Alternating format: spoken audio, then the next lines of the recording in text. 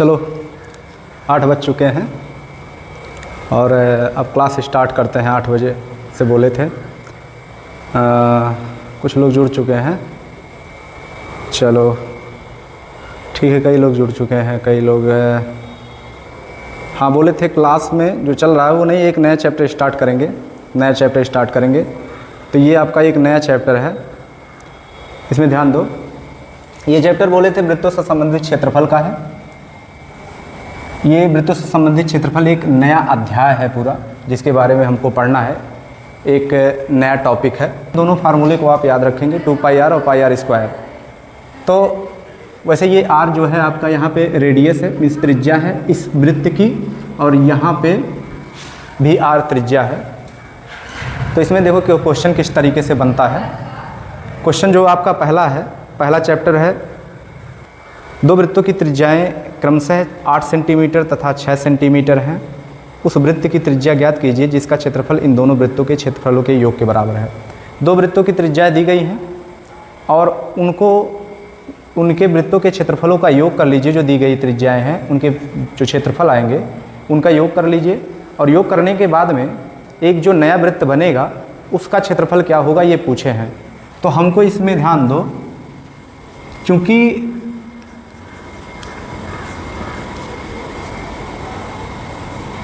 पहले वृत्त की त्रिज्या r1 इक्वल टू दिए हैं 8 सेमी, और सेम दूसरे वृत्त की त्रिज्या r2 बराबर 6 सेमी, 6 सेंटीमीटर है। तो मान लो पहले वृत्त की त्रिज्या r1 8 सेंटीमीटर, दूसरे वृत्त की त्रिज्या r2 6 सेंटीमीटर है। तो ध्यान दो, हम करेंगे क्या, वृत्तों से जो वृत्त का क्षेत्रफल होता है उसका फार्मूला यूज करेंगे, और त्रिज्या r1 बराबर 8 मीन्स त्रिज्या की जगह पे 8 रख के आप पहले वृत्त का क्षेत्रफल निकाल लोगे, और दूसरे वाले वृत्त का क्षेत्रफल त्रिज्या 6 सेंटीमीटर लेके दूसरे वाले वृत्त का क्षेत्रफल निकाल लोगे। और उसके बाद में क्या करेंगे, दोनों के वृत्तों के जो क्षेत्रफल आएंगे उनका योग करके एक नए वृत्त के क्षेत्रफल के बराबर कर देंगे, जो नया वृत्त प्राप्त होगा। तो सबसे पहले पहले वृत्त का क्षेत्रफल, पहले वृत्त का क्षेत्रफल πr², पहले वृत्त का क्षेत्रफल बराबर πr1²। मतलब r का मान यहाँ पे 8 दे रखा है, तो 8 रखोगे r की जगह पे 8 का स्क्वायर। अगर देखा जाए तो 8 8 64 पाई, और सेमी स्क्वायर या वर्ग सेमी कह लो, वर्ग सेमी, क्योंकि एरिया है ये, क्षेत्रफल है तो वर्ग सेमी में हो जाएगा। दूसरे वृत्त का क्षेत्रफल बराबर हो जाएगा πr2²। πr2 मीन्स कितना, 6 है, तो 6 का स्क्वायर, ठीक, 6 का स्क्वायर मीन्स 36 पाई वर्ग सेमी, ठीक। अब कह रहे हैं कि जो दोनों वृत्तों के क्षेत्रफलों के योग के बाद एक नए वृत्त बनेगी उसकी त्रिज्या क्या होगी। तो माना नए वृत्त की त्रिज्या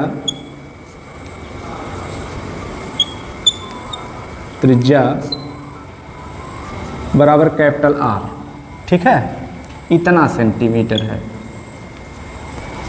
तो कहोगे नए वृत्त की त्रिज्या बराबर नए वृत्त की तो कहोगे नए वृत्त का क्षेत्रफल, नए वृत्त का क्षेत्रफल बराबर दोनों वृत्तों के क्षेत्रफलों का योग। ठीक, इन दोनों वृत्तों के क्षेत्रफलों का योग कर दोगे तो ये नए वृत्त का क्षेत्रफल आएगा। इस नए वृत्त का क्षेत्रफल है पाई कैपिटल आर स्क्वायर, क्योंकि इसकी त्रिज्या हमने आर मान रखा है। दोनों वृत्तों के क्षेत्रफलों का योग, दोनों वृत्तों के क्षेत्रफल हैं क्या? 64 पाई प्लस 36 पाई, दोनों को जोड़ा जाएगा, आएगा कितना? ध्यान दो, आएगा कितना? 64 पाई 36 पाई जोड़ोगे, पाई आर स्क्वायर बराबर 100 पाई। ठीक है, और पाई से पाई कटा, आर स्क्वायर बराबर 100, आर बराबर √100, आर बराबर 10 सेंटीमीटर, आर बराबर 10 सेंटीमीटर। ये आपका पहला आंसर है। तो ध्यान से देख लो, यही था पहला क्वेश्चन, यही था, काफ़ी इजी था। और ये वृत्त का क्षेत्रफल जो है पाई आर स्क्वायर इस वाले फार्मूले पे लगा हुआ है। तो इसमें हमको दो वृत्तों के क्षेत्रफल, दो वृत्तों की त्रिज्याएं दे रखे थे और पूछे थे इन दोनों वृत्तों के क्षेत्रफलों का योग से बना जो नया वृत्त है उसकी त्रिज्या क्या होगी। तो इस तरीके से ये पूरा क्वेश्चन था, ये पहला क्वेश्चन है। ठीक है, अब दूसरे क्वेश्चन की बात करेंगे।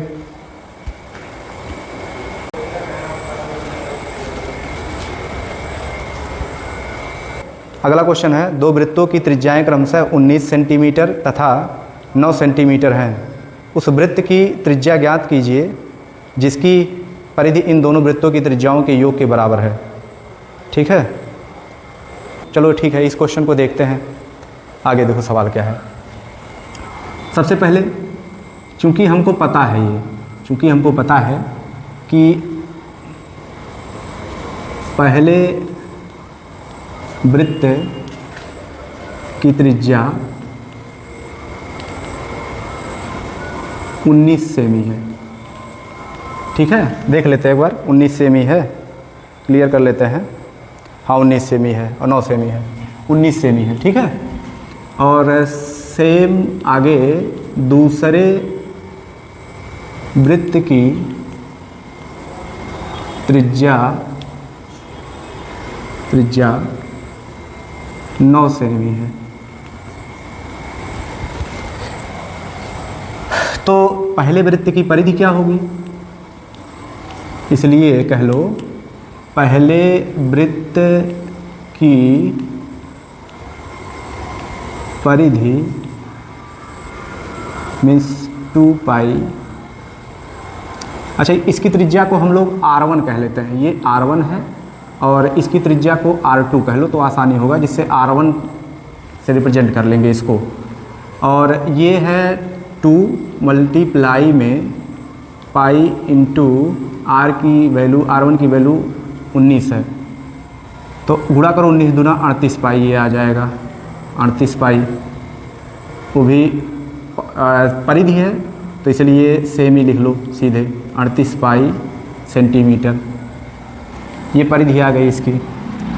अब दूसरे वृत्त, जुड़े रहो और ये लाइक और कमेंट भी करते रहो। ठीक है, और दूसरे वृत्त की परिधि बराबर 2 पाई R2। 2 पाई R2 का मान है कितना? R2 का मान दिया है 9। अब 9 दूना 18 पाई सेमी। माना सेम वही माना नए वृत्त की त्रिज्या बराबर आर सेमी। ठीक है, तो इसमें हमसे कहे थे कि जो नए वृत्त की त्रिज्या ज्ञात करनी है, नए वृत्त की त्रिज्या ज्ञात करनी है, उस वृत्त के परिधि के बराबर ये दोनों वृत्तों की परिधियों का योग है। इन दोनों वृत्तों की परिधियाँ निकालो, जैसे ये हमने निकाला हुआ है, इनको जोड़ो और बराबर में दिखाओ नए वृत्त की परिधि। तो नए वृत्त की परिधि बराबर दोनों वृत्तों, पहले वृत्त का परिधि और प्लस दूसरे वृत्त का परिधि हम कहने से अच्छा ये है कि हम सीधे लिख लेते हैं दोनों वृत्तों के परिधियों का योग। दोनों वृत्तों के परिधियों का योग, दोनों वृत्तों के परिधि का योग, दोनों वृत्तों के परिधि का योग। ठीक है, परिधियों का क्या, परिधि का योग कहिए, परिधियों का नहीं, परिधि का योग। ठीक, अब दोनों वृत्तों के परिधि हैं क्या क्या, एक का है 38 पाई और दूसरे का है 18 पाई प्लस 18 पाई। तो 38 पाई प्लस 18 पाई टोटल मिला के, अभी ये जो है हमारा 2 पाई कैपिटल आर बराबर है। आगे 2 पाई कैपिटल आर, आगे नीचे नहीं, यहाँ देख लो, यहाँ बगल में, नीचे नहीं, जगह है थोड़ा सा बगल में, यहाँ बगल में देख लो, आगे नीचे नहीं, यहाँ बगल में देख लो। 2 पाई आर बराबर, 2 पाई आर बराबर, ध्यान दो, 38 प्लस 18 पाई, 38 10 48, 48 8 56 पाई। पाई से पाई कैंसिल हो जाएगा, 2 से काटोगे अगर तो 37 दूना, 37 नहीं 38 दूना 56, तो आर बराबर 38 बार में जाएगा 38 सेमी। ठीक, तो यही था बस, ज़्यादा कुछ था नहीं, बड़ा आसान है ये भी, अगर देखोगे ध्यान से लगाओगे तो।